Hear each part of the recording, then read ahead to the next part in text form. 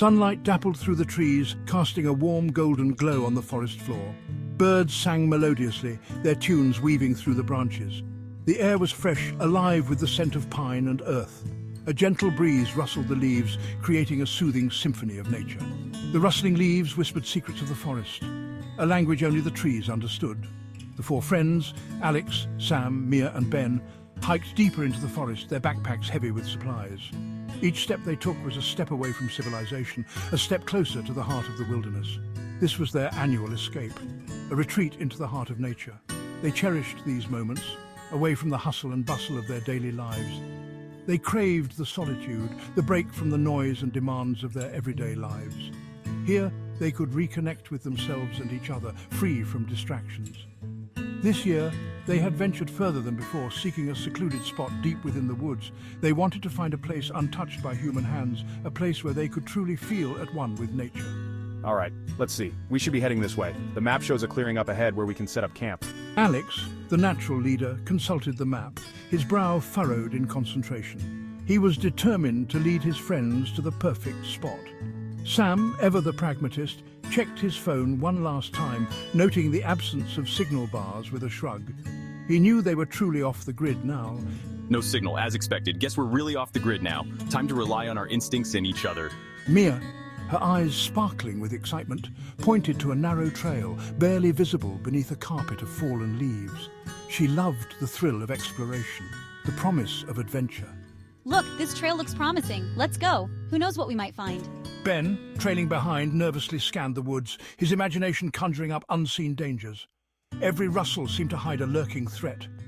Guys, are we sure this is a good idea? I mean, what if we get lost? And with that, they ventured further into the unknown. The forest embraced them, its ancient trees standing as silent guardians. They were ready for whatever lay ahead, united by their friendship and the promise of discovery.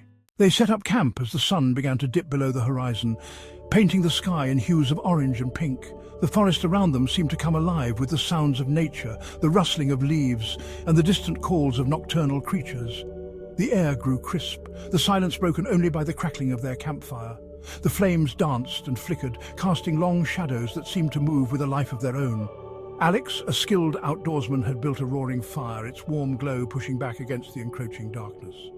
The fire not only provided warmth, but also a sense of security, a beacon in the vast wilderness. They shared stories and laughter, their faces illuminated by the dancing flames. Each story brought them closer, weaving a tapestry of memories that would last a lifetime. And then, in Bali, I found this hidden waterfall. It was tucked away in the heart of the jungle, a true gem that few have seen. It was like stepping into a dream. The water was so clear, and the sound of the falls was like music to my ears. Mia, her voice animated, recounted tales of her travels, her words painting vivid pictures in their minds. Her stories transported them to far-off places, igniting their own wanderlust. Yeah, right. You probably just stumbled upon a tourist spot. Hidden gems like that are rare. Statistically, hidden places like that are rare. Most of the time, they're just well-kept secrets that locals know about. Sam, skeptical as always, debunked her claims with scientific explanations. His logic met with playful groans. Despite his skepticism, the magic of Mia's story lingered in the air. I believe you, Mia. It sounds amazing. Sometimes the most incredible places are the ones we least expect to find. Ben huddled close to the fire, listened with wide eyes, his imagination running wild. He could almost see the hidden waterfall, feel the mist on his face. Alex, his gaze lost in the flames, felt a sense of contentment wash over him. The simplicity of the moment, the camaraderie, and the beauty of nature filled him with peace. This is perfect, guys. Just us in the wilderness. No distractions, no worries, just the beauty of nature and good company. They were safe together, enveloped by the comforting embrace of the wilderness. The night stretched on, filled with stories, laughter, and the occasional howl of a distant wolf. The forest, with its lush greenery and towering trees, stood as a silent guardian, watching over them as they created memories under the starry canopy. As the night deepened, the stories grew more eerie. The once cheerful banter around the campfire had given way to hushed whispers and nervous glances.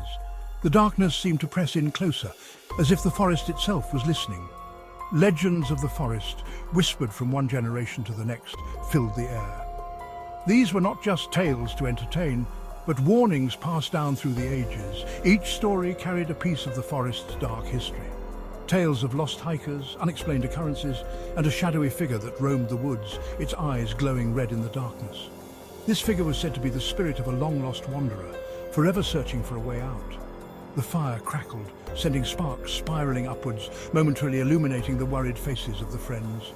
Each spark seemed to carry a fragment of their fear into the night sky. They say the shadowy figure can see into your soul, and it's always watching. No matter where you go, it knows your deepest fears and secrets. The laughter faded, replaced by an uneasy silence. The weight of the stories hung heavy in the air, making every rustle and snap of a twig seem ominous. The wind picked up, rustling the leaves with renewed vigor. It was as if the forest was whispering back, sharing its own secrets with the night. A low growl seemed to emanate from the depths of the forest, sending shivers down their spines. The sound was unlike anything they had heard before, primal and menacing. Did you guys hear that? It sounded like it was right behind us. Alex, sensing their unease, dismissed it as the sound of their imaginations playing tricks on them. He tried to sound confident, but his voice wavered slightly. It's nothing, just the wind. Don't let your minds play tricks on you. We're safe here by the fire. But even he felt a cold finger of apprehension trace its way down his spine. The stories had a way of getting under your skin, making you question what was real and what was imagined. He tossed another log onto the fire, hoping the flames would chase away the shadows and their fears, attempting to reignite the dying flames and their fading courage. The fire flared up briefly, casting long, flickering shadows that danced around them. But the sense of unease remained. A thick fog rolled in, blanketing the forest in an eerie silence. The temperature plummeted. The once welcoming woods now felt oppressive, suffocating. The friends huddled closer to the dying embers of the fire, their faces pale in the flickering light.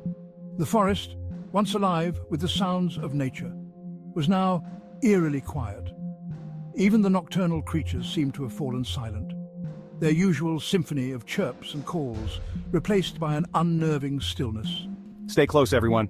We need to stay calm and think rationally. Alex, his brow furrowed with concern, tried to reassure the others, his voice a strained whisper in the heavy air. He knew they needed to stay calm, to think rationally. But the fog seemed to have seeped into their minds, clouding their thoughts with a primal fear.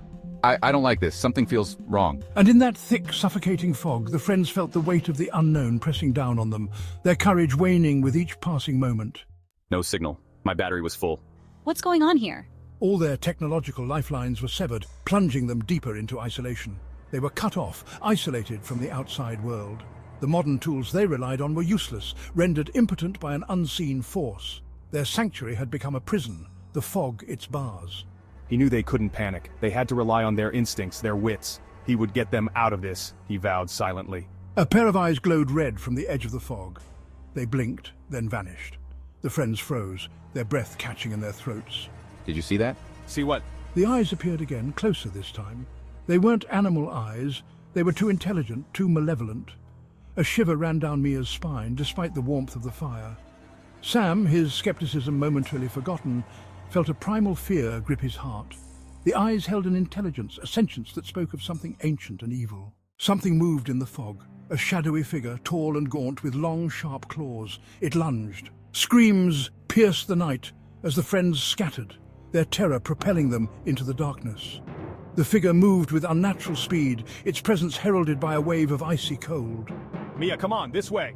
Alex, his instincts taking over, grabbed Mia's hand and pulled her along, their flashlights useless in the dense fog. They crashed through the undergrowth, branches whipping at their faces, their lungs burning with exertion. Behind them, they heard Ben's terrified shrieks, the sound fueling their desperate flight. The fog swallowed them whole. Alex and Mia ran until they could run no more, collapsing behind a towering oak, their chests heaving. I can't run anymore. They listened, their breath catching in their throats, but there was only the sound of their own ragged gasps. They were separated from Sam and Ben, alone in the heart of the terrifying unknown. The silence was deafening, broken only by the pounding of their hearts. Every rustle of leaves, every snap of a twig sent their pulses racing. The fog pressed in on them, a suffocating blanket that seemed to absorb all sound, all light. Stay close, Mia. We can't get separated. Alex, his hand firmly gripping Mia's, tried to ignore the icy tendrils of fear snaking up his spine. They were alone, hunted, and utterly lost. A scream tore through the silence, high-pitched and desperate. Ben! Ben! Alex bolted upright, his eyes scanning the impenetrable fog. We have to find them. Mia whispered, her voice trembling with a mixture of fear and determination. Alex hesitated, torn between the need to help his friends and the overwhelming urge to escape this nightmare. The scream came again, closer this time, followed by a sickening crunch. Oh no. Mia gasped, covering her mouth with her hand to stifle a sob. Alex felt a surge of anger, a primal urge to protect his friends, to confront whatever lurked in the fog. He knew it was foolish, suicidal even, but he couldn't just stand by and let whatever was hunting them pick them off one by one. We can't leave them, we have to try. They didn't find Sam or Ben. The fog seemed to hold them captive, toying with them, herding them like sheep. The red eyes appeared and disappeared, flickering like malevolent fireflies in the swirling mist. The friends were trapped, their hope dwindling with each passing moment. The forest had become their prison, the unseen entity their jailer. The shadowy figure, no longer hiding, stalked closer, its jagged teeth bared in a grotesque grin. The fog, as if alive, swirled around its feet, an extension of its malevolence. Alex, his arm wrapped protectively around Mia, knew this was their last stand. He met the creature's gaze, a defiance burning in his eyes, even as fear gnawed at his insides. They were trapped, but he would face their fate with courage, with Mia by his side until the very end. We're not going down without a fight. Together, Alex, until the end.